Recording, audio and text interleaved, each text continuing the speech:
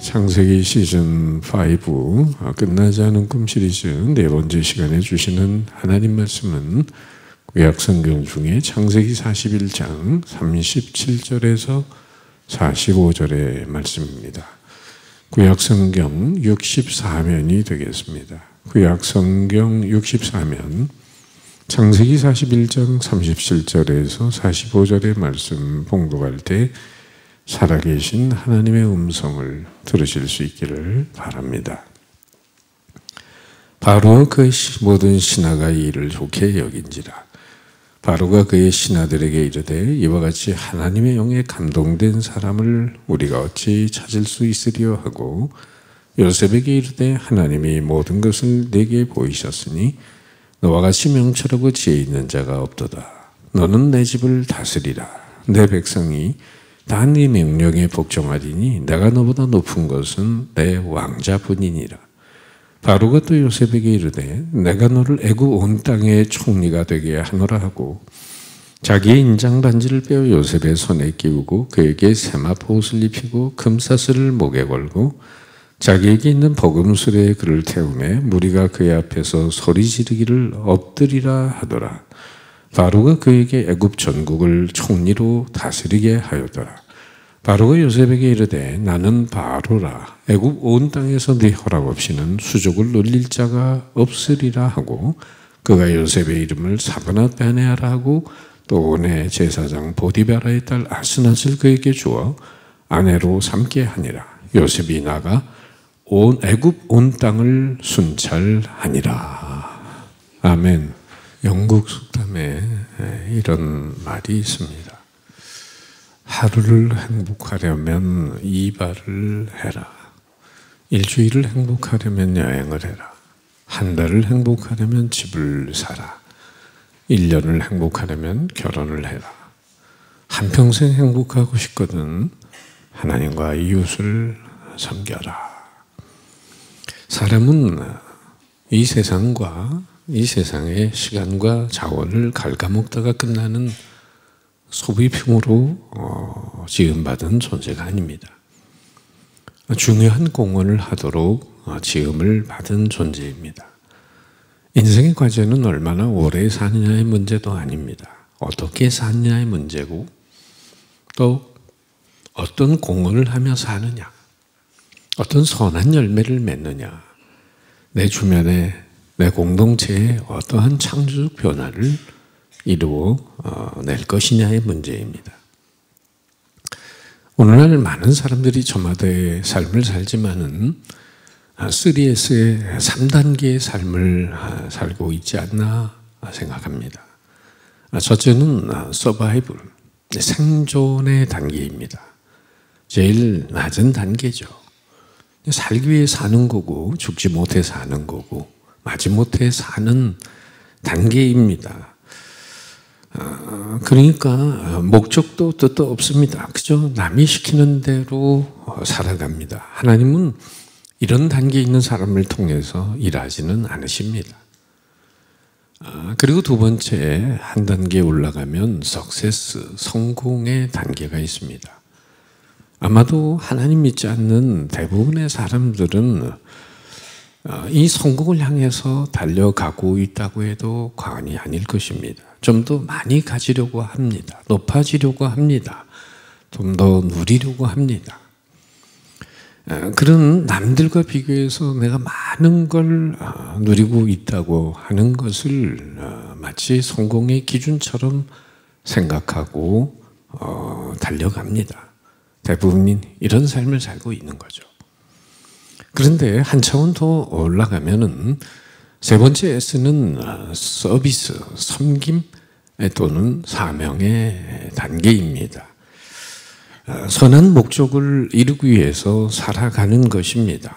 인생 안에 창조주 하나님의 소원과 기대가 있기 때문에 그로 인해서 가치 있고 소중한 인생을 살아갑니다. 하나님이 지은 인생이기 때문에도 소중하고 하나님의 목적을 이루어 가기 위해서 소중한 삶을 살아가는 것입니다. 만약에 어떠한 인생도 창조주 하나님이 주신 인생에 사명과 무관한 삶을 산다면 사실 이 땅에 존재할 가치가 없다고 봐야 마땅합니다. 예컨대 제 손에 쥐어진 이 마이크, 누가 만들었든 간에 이 마이크의 존재의 목적은 자신에게 있지 않습니다. 이 성전 안에 있는 모든 물건이 마찬가지, 자기를 위해 만들어진 게 하나도 없어요. 컵도 그렇고 마이크도 그렇고 꽃도 그렇고 기타도 그렇고 의자도 그렇고 자기를 위해서 존재하고 있는 게 아무것도 없습니다.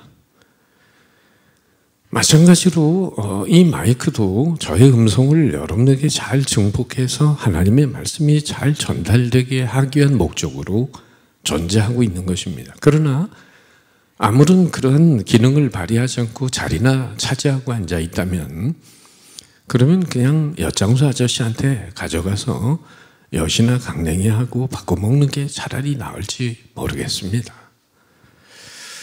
무슨 여러분 언젠가 말씀드렸죠. 옛날에는 어렸을 때 보니까 구두빵 아저씨가 구두를 닦는데 그 옆에 때를 베끼는데 쓰다 남은 칫솔을 사용하는 걸 종종 본 적이 있습니다. 그 칫솔을 사람 닦는 이빨 닦는데 안 쓰고 왜 구두에 때를 벗기는데 쓰고 있는 거지? 제가 어려서 의문이 갔어요. 나중에 커서 보니까 이걸 유식한 말로 4글자로 뭐라고 하죠? 용도 변경이라고 하는 것입니다.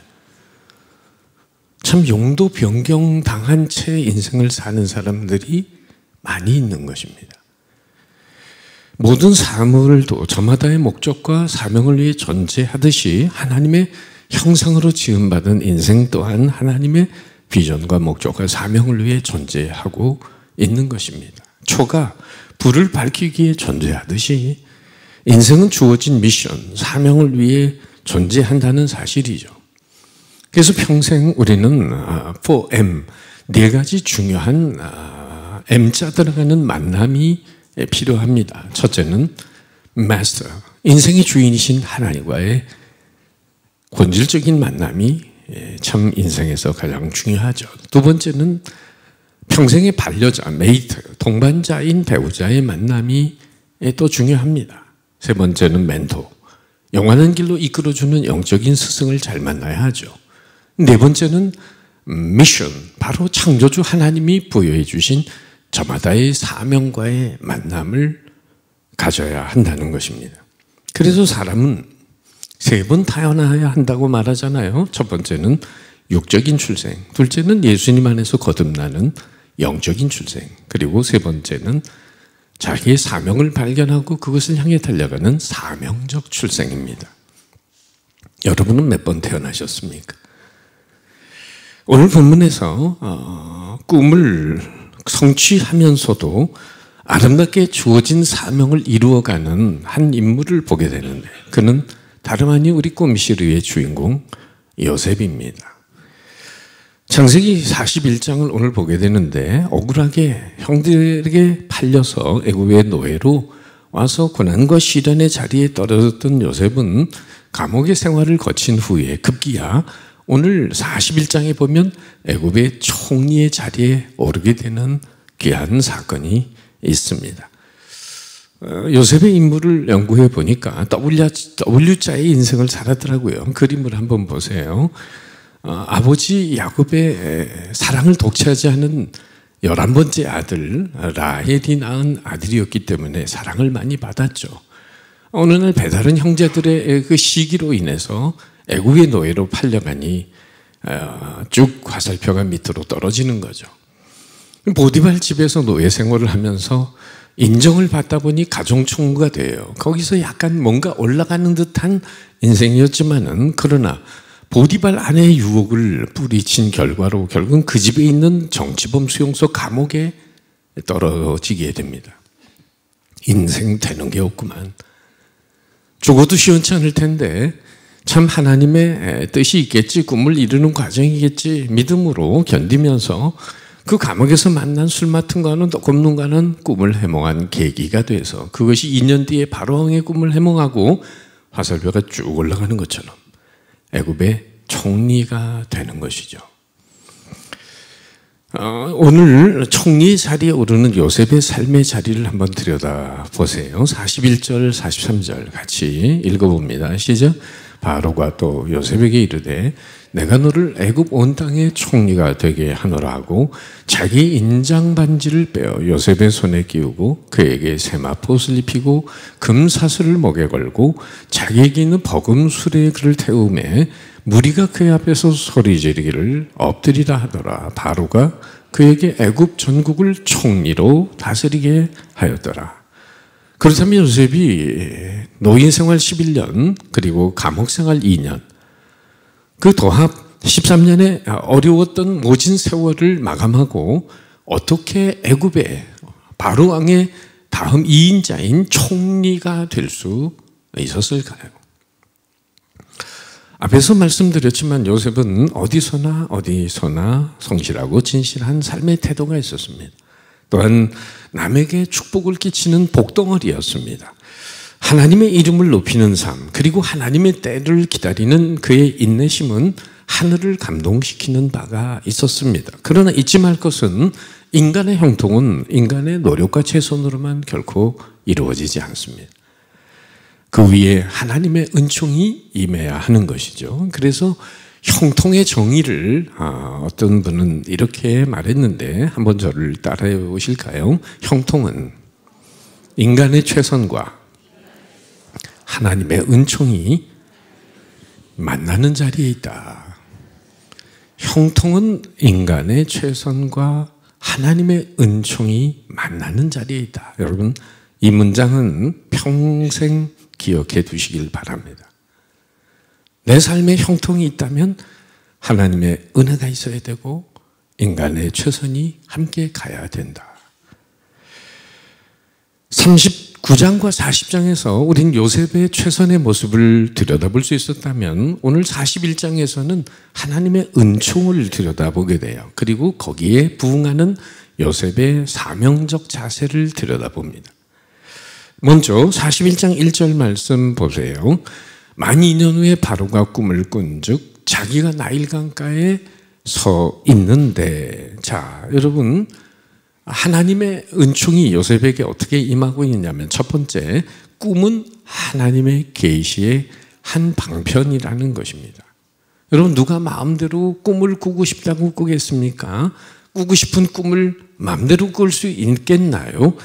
물론 프로이드 같은 정신분석학자는 꿈은 인간의 이성이 아닌 숨겨진 욕망의 표현이라고 했습니다. 아울러 모든 동물 위에 군림하는 인간은 실상 욕망으로 뭉쳐진 존재이며 이런 욕망은 숨겨진 의식, 즉 무의식의 저변에서 꿈의 형태로 표출되고 있다라고 말합니다. 그러니까 프로이드의 말을 빌리면은 꿈은 한마디로 억압된 잠재의식의 발로다.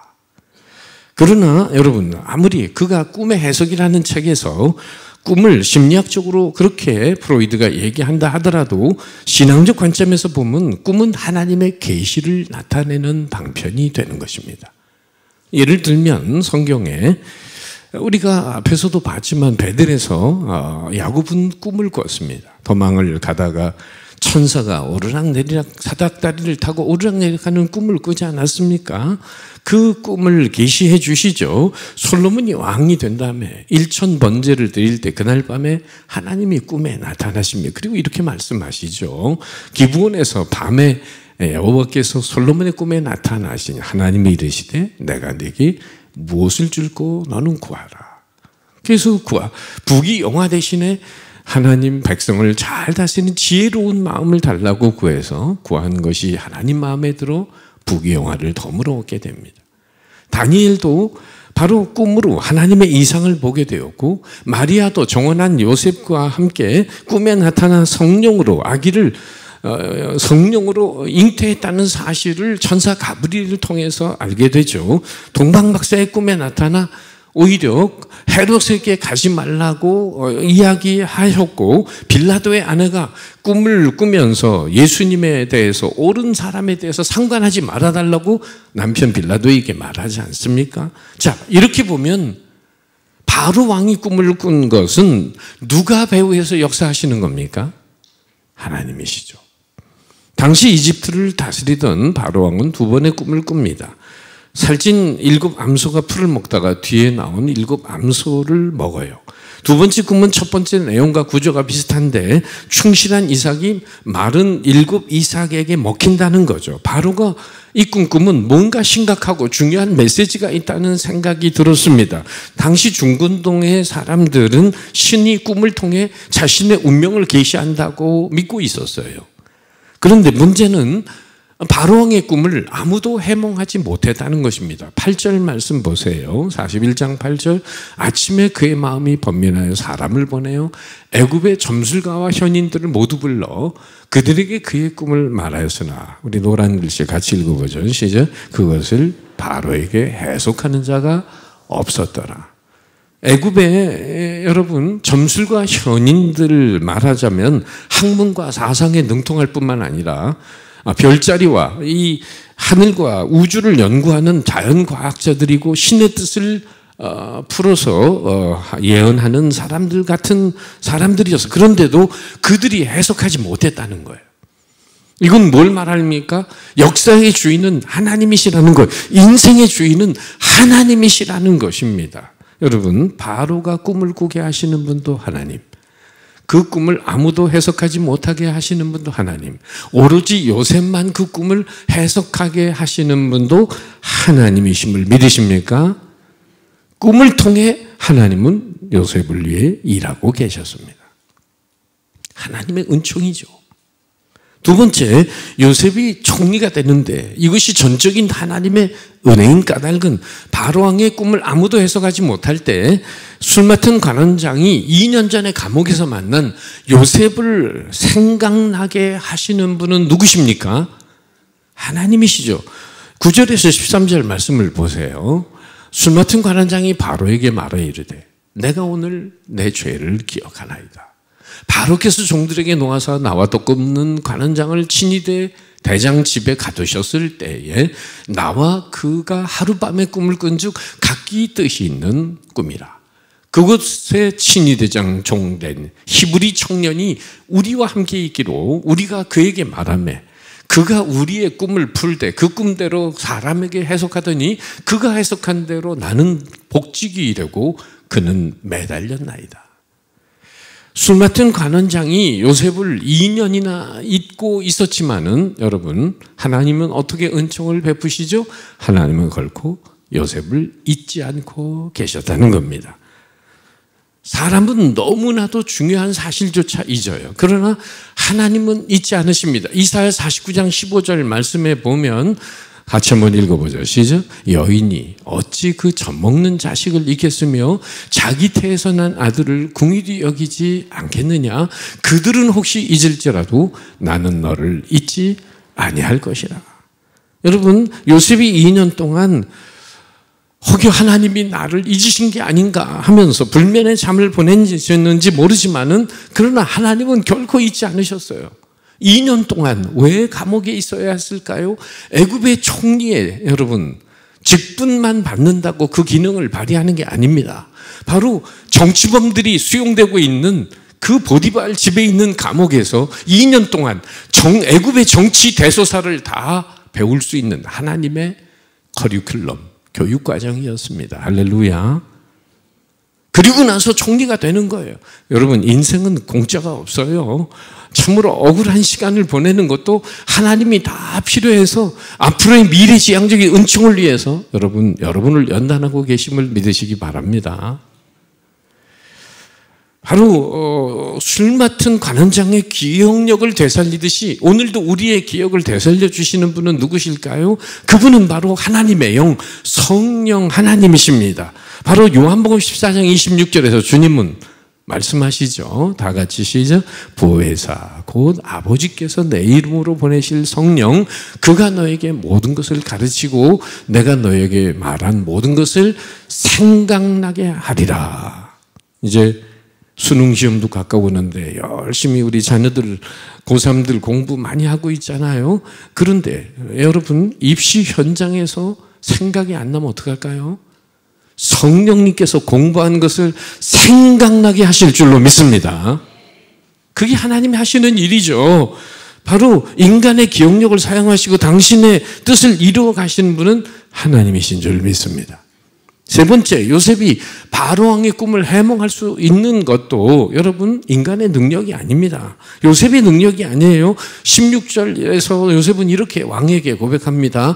요셉이 바로에게 대답하여 이르되 내가 아니라 하나님께서 바로에게 편안한 대답을 하시리이다.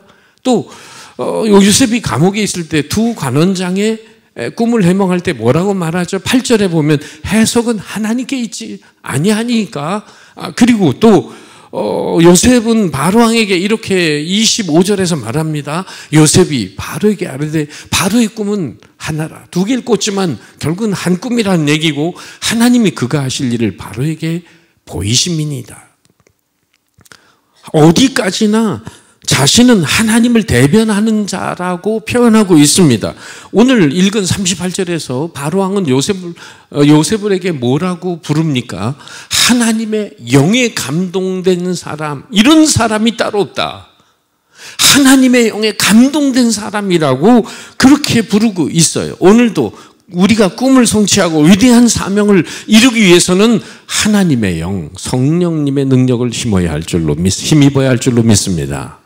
자동차에 기름 떨어지면 주유소에 가듯이 핸드폰에 배터리 떨어지면 다시 충전해야 하듯이 정말 영향력 있는 그리스도인의 삶을 살기 위해서는 마가의 다락방에서 주님의 제자들이 오순절 성령의 능력을 경험한 것처럼 우리는 성령의 충만함을 덧입어야만 하는 것입니다. 우린 가전제품 집에 많이 사용하고 있잖아요. TV, 냉장고, 세탁기, 전축, 전기가 끊어지면 아무 소용없습니다. 마찬가지로 지식도 지혜도 경험도 중요하지만은 위로부터 오는 하나님의 능력이 끊어지면 모든 게 헛것이 되는 거예요.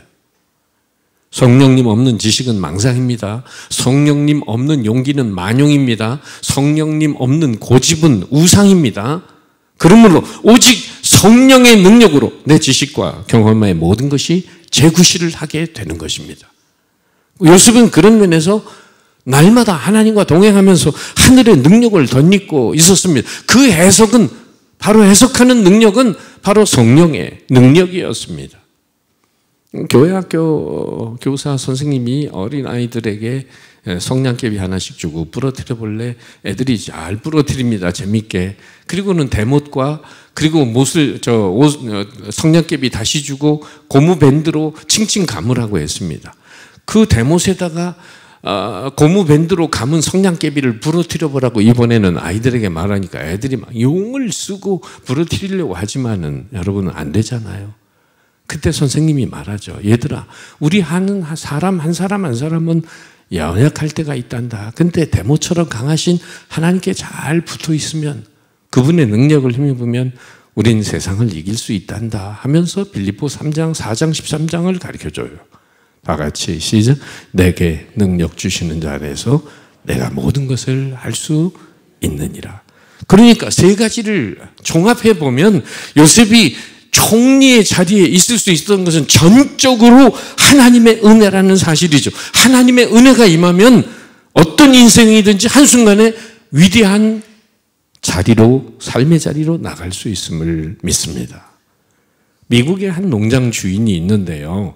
머슴으로 부리는 청년이 있었어요. 그런데 자기의 귀한 집 딸하고 이렇게 사귀는 걸 보면서 저런 촌놈이 우리 딸하고 사귀어? 안 돼. 그러면서 그 머슴하는 청년을 내쫓았어요.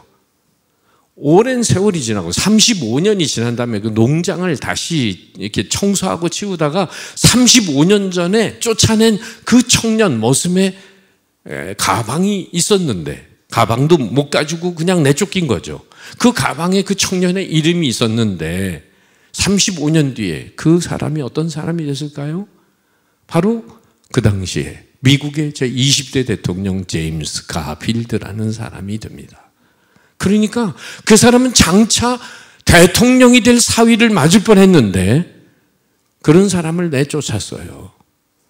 여러분, 시성 괴테는 말합니다. 먼지도 태양빛을 받으면 빛을 발한다. 먼지 같은 인생도 하나님의 은혜의 태양빛을 받으면 여러분 빛을 발하게 되는 인생이 될 줄 믿습니다. 그런데 형통은 하나님의 은총과 인간의 최선이 만나는 자리에 있다라고 말씀드렸는데 요셉의 자리에서 들여다볼 수 있는 최선의 모습은 또 무엇일까요? 요셉은 인생의 기회 속에서 자기의 야망의 성취를 위해 달린 사람이 아니라 주어진 사명을 위해 달리는 사람이었어요. 그것은 바로 왕의 꿈을 해석하는 과정에서도 여실히 드러나고 있습니다. 첫 번째, 그의 아름다운 사명의 모습. 첫 번째는 요셉은 바로왕을 만난 그 시간 속에서도 오로지 하나님의 영광을 드러내는 목적과 사명에 충실했다는 거예요. 그 높은 왕하고 얘기하면서 짧은 시간 속에 4번이나 하나님의 이름을 드러내고 있습니다. 16절 말씀, 내가 아니라 하나님께서 바로에게 편안한 대답을 하시리이다. 25절 말씀, 요셉이 바로되 바로의 꿈을 하느라 하나님이 그가 하실 일을 바로에게 보이십니다. 28절 말씀, 바로에게 이르기를 하나님이 그가 하실 일을 바로에게 보이신다면 이것이라. 32절 말씀, 바로께서 2번 겹쳐 꿈을 꾸신 것은 하나님이 이 일을 정하셨습니다. 하나님이 여러분, 모든 일을 이루신 분 하나님이심을 요셉은 증거하고 있습니다. 애굽의 권력자 앞에서 자신의 능력을 과시하면 그래도 무슨 한 자리에 하든지 뭔가 득이 될 수 있을 텐데 그러한 생각을 하나도 하지 않고 오롯이 하나님만 높이고 자신은 하나님의 심부름꾼으로 자처하고 있는 요셉의 겸손한 이 하나님의 이름만을 드러내는 사명자의 모습을 보세요. 링컨 대통령이 엉클 캠스 터빈이라는 소설, 톰 아저씨의 오두막이라고 하는 소설을 쓴 스토우 부인, 스토우 여사가 있었습니다. 그런데 그 내용은 흑인들이 너무나 비참하게 노예 생활하는 것을 묘사하면서 이 스토우 부인도 노예 해방을 이루어야 한다는 그런 하나님의 뜻을 이루기 위해서 이 소설을 썼는데 노예 해방에 관심이 많았던 아브라함 링컨 대통령은 그 소설을 읽으면서 너무 감명을 받았어요. 그런데 그 소설의 저자 스토우 부인을 처음 만나게 대면하게 되면서 링컨이 뭐라고 얘기했냐면, 저는 여사님 이 글을 보면서 굉장히 담대하고 그리고 씩씩하고 힘찬 여성으로 느껴졌는데, 왜? 필치가 너무 굉장히 강한 어필로 글을 쓰고 있는 모습을 보면서 굉장히 강한 이미지를 가진 여성이라고 생각했는데 오늘 만나보니 너무나 왜소하시고 너무나 연약하게 보이시네요. 이렇게 링컨이 얘기를 하니까 스토우 부인이 링컨에게 이렇게 말했답니다. 그게 당연하지요. 톰 아저씨 오두막, 이게 어디 제 소설인가요? 그건 하나님이 이 시대를 탓하며 쓰신 거랍니다. 그러기에 힘이 있고 많은 교훈을 주는 소설이 될 수 있었던 거죠. 정말 링컨은 그녀에게서 위대한 소설가의 면모 이전에 위대한 신앙인의 모습을 들여다볼 수 있었다는 거예요. 스토우 부인은 자신의 능력을 과시하기보다 이 소설을 통해 하나님의 받으셔야 될 영광을 조금도 가르치지 않고 하나님께 영광을 돌리기 위해 썼다는 거예요. 마치 요셉도 마찬가지였습니다. 얼마나 열심히 요셉이 하나님의 이름을 바로 왕에게 증거했든지 거룩한 전염이 일어납니다. 그런 하나님의 이름이 바로의 입에서 등장하는 거예요. 38절, 39절 바로가 그의 신하들에게 이르되 이와 같이 하나님의 영에 감동된 사람을 우리가 어찌 찾을 수 있으리요 하고 요셉에게 이르되 하나님이 이 모든 것을 내게 보이셨으니 너와 같이 명철하고 지혜 있는 자가 없도다. 대개 애굽의 왕들, 애굽의 대표적인 신은 태양신 라를 숭배하고 있는데 이 바로왕의 입에서 하나님이 2번씩이나 나오는 모습을 보세요. 여러분, 요셉처럼 총리의 자리에 이르는 성취 자체가 목적이 아니라 어떤 자리에서도 하나님의 이름을 높이는 사명자의 삶을 살아가시기를 주님의 이름으로 축복합니다. 두 번째, 33절에서 36절 사이에 요셉은 꿈의 해석만이 아니라 다가올 흉년에 대한 해결책도 제시합니다. 지혜로운 사람을 세워 7년 동안 풍년과 함께 찾아올 7년의 흉년을 대비해야 된다고 이렇게 말하는 거예요. 33절 36절 이제 바로께서는 명철하고 지혜 있는 사람을 택하여 애굽 땅을 치리하게 하시고 이와 같이 그 곡물을 이 땅에 저장하여 애굽 땅에 임할 7해 흉년에 대비하시면 땅이 이 흉년으로 말미암아 망하지 아니하리이다. 이런 요셉의 모습을 보면 하나님의 은혜가 임하고 있는 형통한 인생은 자기에게 주어진 일만 소극적으로 하는 사람이 아닙니다. 자발적으로 더 많은 일, 더 많은 사역을 감당하기에 헌신을 아끼지 않는 거예요. 지도자들, 경영자들은 이런 사람들이 자기 밑에 있기를 원하죠. 그러니까 요셉은 최소한의 삶의 태도가 아니라 최대한의 삶의 태도로 인생을 사는 사람이었다는 거예요. 영어로 표현하면 미니멈 크리스찬. 자기 앞가림하는 정도의 인생이 아니라 자기에게 주어진 사명을 적극적으로 120% 달성하는 맥시멈 크리스찬. 바로 그런 사람이었다는 거죠. 생각해 보세요. 앞으로 7년 동안 풍년이 오고 7년 동안 앞으로 흉년이 옵니다. 꿈만 해석을 해 주었다면 어쩌면 그냥 감옥으로 돌아갈 수도 있어요. 그리고 또 꿈 해몽한 걸 그걸 대가로 해서 감옥 생활은 면할 수 있겠죠. 그렇지만은 애굽의 총리가 되지 못한다면 어떻게 애굽의 흉년의 문제를 해결하고 자기 민족을 구원할 수 있겠습니까? 결국은 해결책까지 제시하는 적극적인 그런 노력을 기울이는 태도로 인해서 바로왕이 감동을 받으면서 네가 했으면 좋겠구나. 네가 총리가 되라. 여러분, 적극적인 자세 속에서 하나님의 또 다른 은총이 임하는 거 아닙니까? 저는 그러면서 세종대왕과 이순신 장군을 매우 존경합니다. 우리의 유명한 역사적인 인물이지만은 어떤 관점에서? 생산적 충성이라는 관점에서.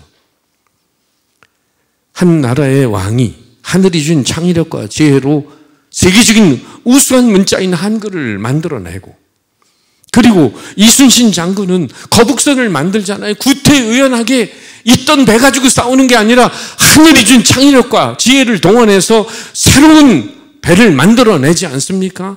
여러분, 그들은 얼마든지 왕이라든지 장군 정도 되면 자기 일신상의 편리와 자기의 욕망을 채우며 살 수 있는 사람들입니다. 그러나 그들은 자신의 삶의 위치가 어디에 있든지 간에 더욱더 주어진 사명을 잘 감당하기 위해 연구하고 전진하는 최대한의 삶을 살았던 사람들이기에 길이길이 기억되고 추앙을 받고 있는 것이 아니겠습니까?